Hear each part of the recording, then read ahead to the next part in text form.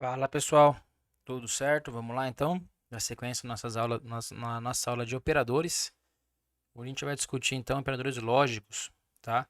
Pessoal, deixei na aula anterior o Google Colab, eu também vou falar Jupyter Notebook, que é o outro que a gente vai usar mais pra frente, tá? Mas o Google Colab da aula anterior eu deixei disponível para vocês. Quem quiser carregar para dar sequência, né? Vou deixar esse aqui também disponível no final da aula. É só vir em arquivo, tá? E aí você pode vir em abrir notebook, e aí você pode abrir, ó, recente, do seu Google Drive, do seu GitHub, ou fazer um upload. Então é só jogar ele aqui, e aí você vai ter o arquivo para poder seguir a aula. Inclusive, quem quiser seguir já com esse arquivo, vai estar no final da aula já, esse arquivo, tá? Separei por dois assuntos aqui, o operadores aritméticos e lógicos. Já deixei aqui uma anotaçãozinha também. O Google Colab é bem legal por causa disso. Você consegue deixar anotação do que esse bloco de código, do que essas células vão fazer, tá? Então, aqui eu deixei mostrando para vocês o seguinte: o operador lógico é um operador que ele sempre vai retornar apenas duas saídas, ou uma ou outra, ou true ou false, ou verdadeiro ou falso, tá?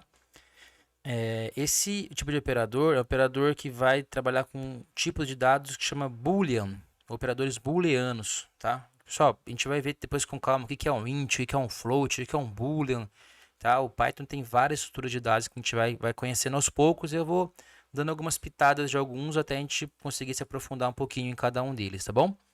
Então, esse tipo de operador sempre vai ser true ou false. Ele vai analisar uma sentença e vai ver se é verdadeiro ou se é falso. A gente vai trabalhar muito com ele quando for falar de estruturas condicionais, tá bom? Então, a gente tem aqui o maior, maior igual, menor, menor igual, igualdade e o diferente. Vou abrir as células aqui, ó. O maior igual é esse operador, né? Como se fosse a setinha para a direita aqui, né?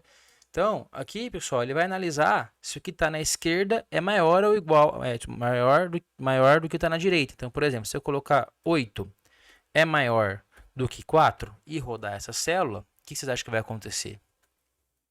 Verdadeiro. Porque 8 realmente é maior do que 4, né? Se eu acrescentar uma nova célula de código aqui abaixo, aqui, mais acima dela, aqui, né, dentro desse tópico. Se eu fizer 10 é menor do que 5, é falso, né? Então, essa é a estrutura. É bem tranquilo. Ele analisa se o que está na esquerda é maior do que está na direita. Se essa sentença for verdadeira, então ele responde como true, como verdade.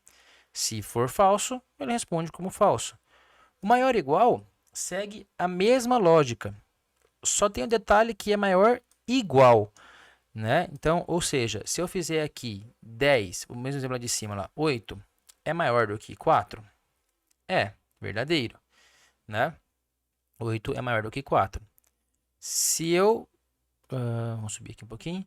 Agora, se eu fizer 8 é maior ou igual a 8, só no falar a gente já percebe, né? Olha só como é que a gente lê isso. 8 é maior ou igual a 8? Sim, é verdade. Por quê? Porque 8 é igual a 8. Nessa situação aqui, ó, se eu fizer só maior, vamos colocar um código para a gente poder fazer, ó. Se eu fizer 8 é maior do que 8, que vai dar falso. Por quê? 8 não é maior do que 8. 8 é igual a 8. Então, se na sua lógica você tem que colocar, incluir o intervalo como verdadeiro, então você coloca o igual, tá? O menor, mesma estrutura. 10 é menor do que 20? Roda a célula. Sim, é verdade. Realmente, né? 10 é menor do que 20. Se eu fizer agora, vamos colocar mais uma nova célula aqui. Se eu fizer agora 10 é menor do que 10? Você acha que vai acontecer aqui, pessoal? Tempinho para vocês pensarem rapidinho aí. Exatamente, né? 10 não é menor do que 10. 10 é igual a 10, então essa resposta dá como falso, né? O menor igual, mesma lógica do maior, só que agora é menor. Então, 10, vamos fazer outro aqui, vamos fazer, sei lá, 20 é menor do que 21? Sim, é verdade. 20 é menor do que 21. Agora, se eu colocar aqui, vamos subir a tela aqui. Não, não era essa aqui. Eu posso mover para baixo também, ó. Movo para baixo. Aqui. Se eu fizer... mais um para baixo ainda. Aqui. Se eu fizer 20 é menor ou igual a 20? Sim, verdade. Né? Tá? Então, esses operadores maior igual, menor igual, a gente vai fazer alguns exercícios. Vamos ver que é bem tranquilo trabalhar com eles. É lógica, né? O nome já diz, né? São operadores lógicos, tá? E aí, vem o operador de igualdade. Pessoal, o igualdade são dois símbolos de igual. A gente vai ver na próxima aula aqui nomes de variáveis e atribuindo valores às variáveis, tá? Que quando eu vou atribuir um valor, eu coloco um igual. Se eu quero comparar valores, então eu coloco igual igual. Por exemplo, 5 é igual a 5? Verdadeiro. Tá vendo? Então, igual igual. Isso é uma comparação. Não estou atribuindo valor, estou comparando. Estou falando assim, 5, a variável da esquerda, ou o valor da esquerda, é igual ao valor da direita? Tá? Opa, cliquei errado aqui, deixa eu apagar.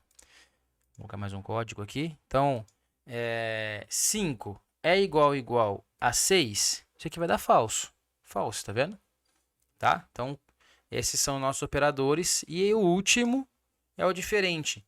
Pessoal, o diferente ele avalia se o que dá na esquerda é diferente do que está na direita. Então, por exemplo, 5 é diferente de 5? O que já vai acontecer aqui? Se 5 é igual a 5 foi true, então 5 é diferente de 5? Não, é falso. Né? Por que é falso? Porque 5 é igual a 5. Agora, se eu fizer 5 é diferente de 6... Sim, 5 é diferente de 6, então vai dar como true, tá? Então, esses são nossos operadores lógicos. Pessoal, é bem o começo ainda. Acompanha na próxima aula que a gente vai falar de variáveis. E aí vamos fazer uma sequência de exercícios para fixar bem esses conteúdos, tá bom? Vejo vocês lá. Valeu!